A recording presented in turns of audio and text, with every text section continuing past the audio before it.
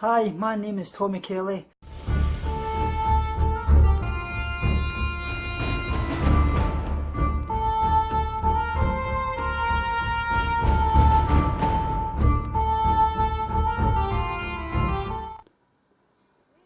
Sunlight comes creeping in, illuminates our skin. We watch the day go by, stories of what we did. It made me think of you, it made me think of you.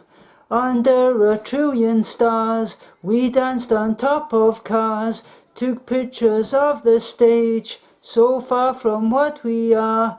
They made me think of you, they made me think of you.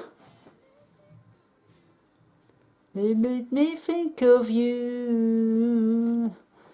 Oh, lights go down in the moment we're lost and found.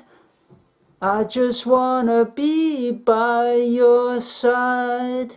If these wings could fly for the rest of our lives. Oh, damn these walls. In the moment we're 10 feet tall. Oh, it told me after it all we'd remember tonight for the rest of our lives. That's just a wee song for you guys. I know it's no great singing, but it's Birdie Wings. I love that song. It's the movie New York Winter's Tale, absolutely amazing movie, really poignant movie, touches my heart, that movie. Right, today it's obviously Q&A Friday, as always. So the first question is from Heather Combs. Have I ever had strange or bad dreams while recovering? She says she's had many and thinks it's subconscious mind trying to deal with things I don't want to face. I have had a lot of bad dreams, yeah. I've actually had relived things about my parents passing and things like that, and which is really poignant, and I've had them coming to me and speaking to me and that, and you don't know, is it... I do believe that same coming to you in your dreams and speaking to you, that's what the spirit world does. They come to you in your dreams and they let you know that they're there and things, and I think that's part of it. But I've also had really bad nightmares where I was back in hospital and things, and at the very worst times, and people killing themselves, and where I'm dying and things like that, and it's really... Like I say, I relive all the bad points in my life. Obviously, like my parents passing in the hospital, my wife's cancer, and things like that. And I've even had some dreams lately where I've been like actually in hell, and I've been on like a rocky mountain, and the devil's below me, and there's like lava and burning and things, and I'm chained up, and there's all these ghouls around me, and they're all targeting me. They're saying that I was a bad person in life, that I'm here because I've done wrong and things, and really scary dreams, and I just don't understand it. But I've also had one as well where I fall out a multi-storey building, and I'm just constantly falling, and it's never ending. I can't understand it. There's got to be some meaning to it. I would love to actually find somebody that knows about reading into dreams and what they actually mean, because there must be a reason for it and what they're actually trying to pinpoint at, because that's your subconscious mind dealing with issues that you're having in life. So there's always something that's actually there that's actually the meaning to it. So I thoroughly believe that, and I would love to know. So thanks very much for that, Heather. That was really good question, and I send you all my love. The next one's from Angela Ballerina. Is there a vegan lifestyle I'd recommend? She says she's recovered from ED, but she finds she gets caught up in the purity mindset. Well, for me personally, and I'm only speaking from my experience, being just vegan alone, enjoying everything in moderation, especially if you're coming from a restrictive background, you obviously, moderation is not what you really want.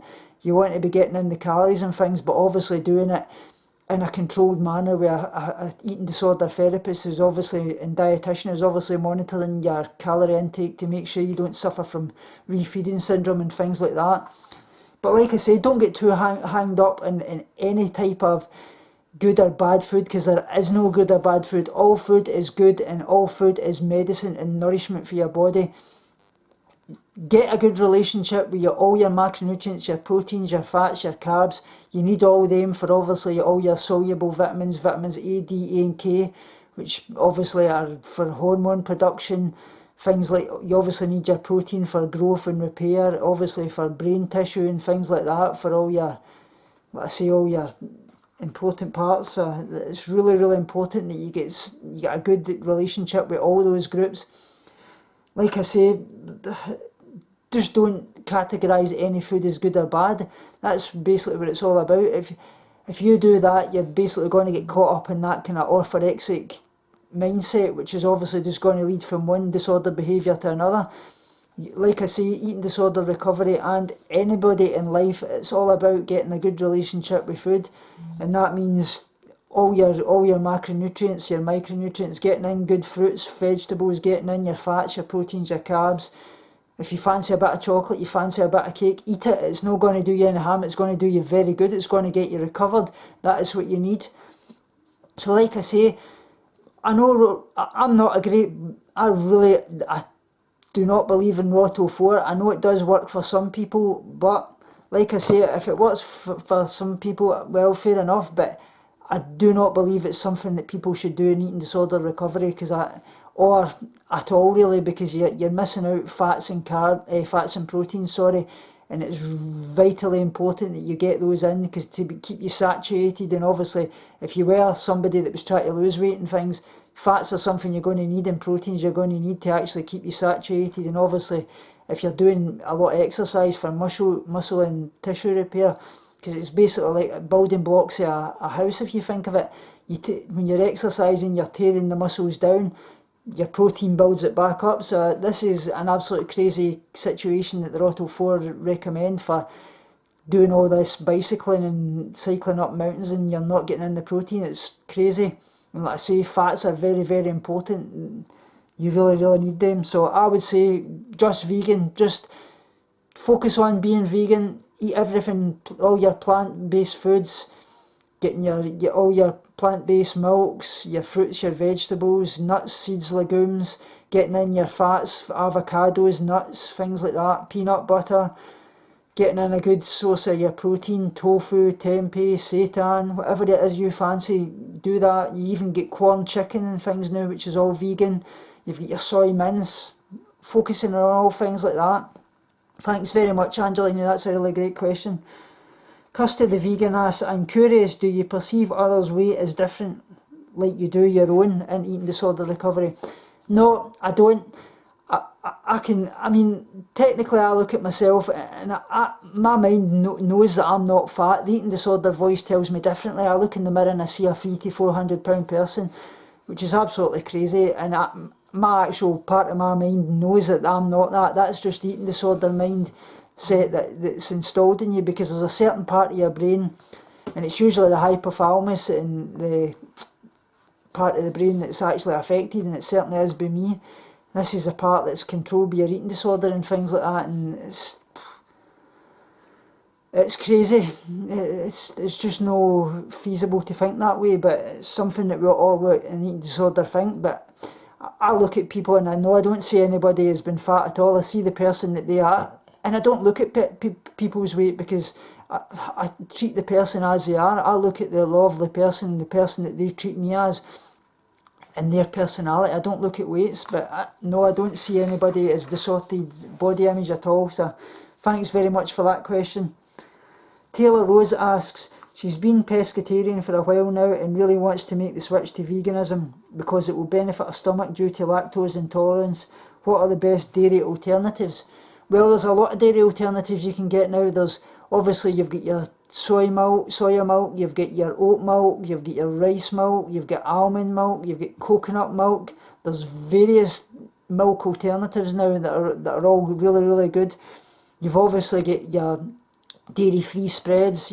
Over here in the UK, you've got Vitalite, you've got Pure as well, and most of the shops like Sainsbury's, Tesco's, they all do their own soy dairy-free spread.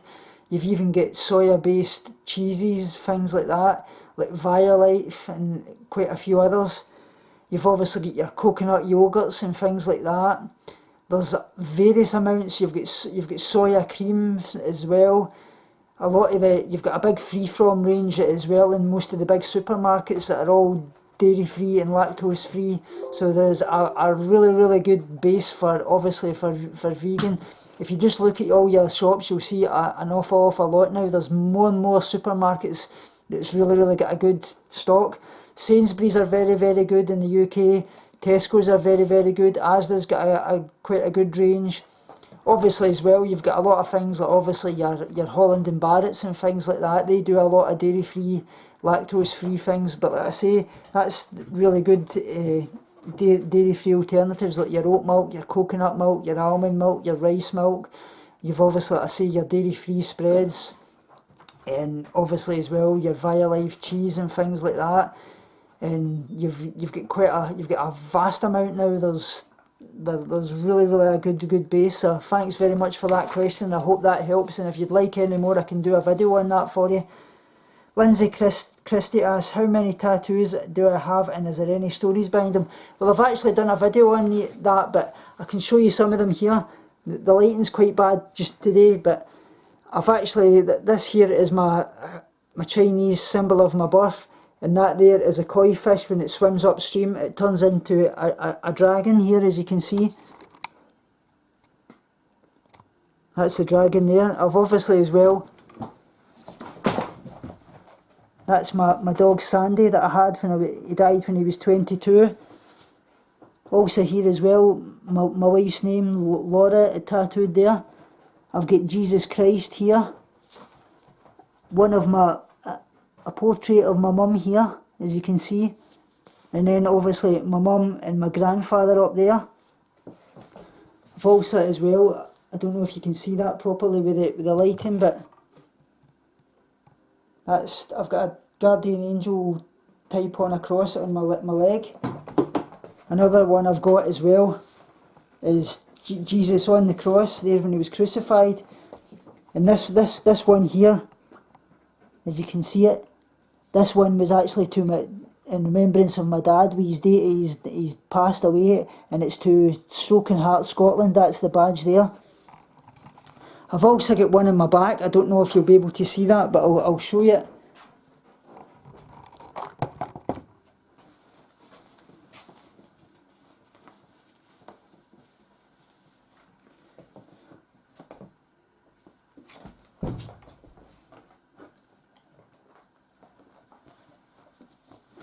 That's it there. It's actually a scripture of the Bible. As I walk through the valley of the shadow of death, I'll fear no evil. So I don't know if you could see that, but thanks very much for those questions, guys. It's kind of hard getting the tattoos out, but I've actually made a video on that in one of my videos for Q&A Friday as well that I done. So thanks very much, guys. And I also like to say to you as well, I've got a few collaborations coming up next week with Proteins and Peaches. We'll be doing an eating disorder recovery type video based on questions we're asking ourselves. And I've also got another one with Cosmic Colette. So I've linked their channels below. Please go and support them. They're absolutely lovely girls. Really inspirational channels. Like I say, I'll link them below. Please go and support them, and I'll get this out for next week. I've obviously got the new second channel coming up. So I've linked that below as well. I would love if you could subscribe and share it. This new channel will have a bit of vegan drama on it as well. It will have some obviously vegan fetes and things that I go to. Anything vegan based, obviously some vlogs from my life. But this channel that I'm on just now, Tommy's Recovery Journal, that'll still have vegan content and everything, so don't worry about that. It's just the drama side of things that I don't want to interfere in with this channel, so that'll be on the new channel. But like I say, this channel will all be based for vlogs as well, and they'll be on both channels, switching between both. So you'll still have all the great content on here, but just the drama side of things will be concise to this other channel, because I really don't want this taken away for this message here. So I would love if you could subscribe to that, guys. And like I say, I'll have a lot of things this week. I'm going to the Rangers game on Saturday, sorry. I'll do some vlogging there. I've also got some more vlogs from my home where I stayed in Dalry, up the Blair Estate and things that I'll take you to. I'll just keep doing as much, and I want to keep spreading the message, getting things out there, helping each other with eating disorder recovery, and we're going to smash this, guys. Love you so much, and thanks again for your Q&A Friday. Please link your questions below for next week's, because it's much easier for me to find them. And anything else I can help you with, please let me know. That's what I'm here for. I'm here for yous guys, and I send yous all the love, because yous are helping me so much, and this is what we want to do, spread the good word of the Lord. Today I'm actually going out to get baptised at the LDS church and things, so this is going to be a really big day. I'll start doing a wee bit of spirituality on this channel as well if you would like that, so please let me know, but I don't want to do it and if it's going to be anything you don't want, because the last thing I want to do is ram anything down your throats. I know I respect everybody's beliefs and I respect everybody for who they are, and I don't want to do anything that you don't want. So I send you all my love, and remember guys, binge on life, purge negativity and starve guilty feelings.